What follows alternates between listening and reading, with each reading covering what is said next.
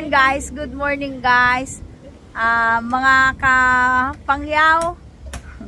Isa akong dating OFW sa Hong Kong mga guys. Tapos nagdesisyon ako umuwi na lang dito sa probinsya para mag-video-video ba. Ito ngayon guys. Sa pagja-jogging-jogging ko guys, may nakilala akong mag-asawa. Ayan po sila. Ayan.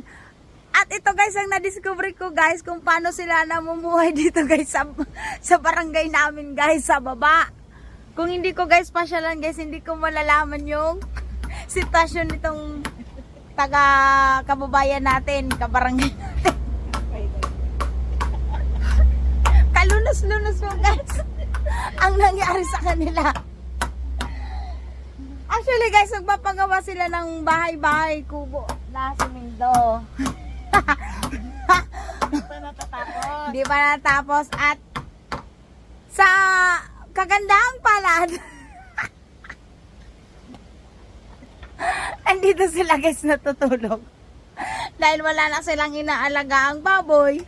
Sila na ngayon yung inaalagaan. So guys, yung mga magpapadala po ng GCash, kunting bahay nila. Ayan po sila, mga senior citizen na po, mga unano lang, mga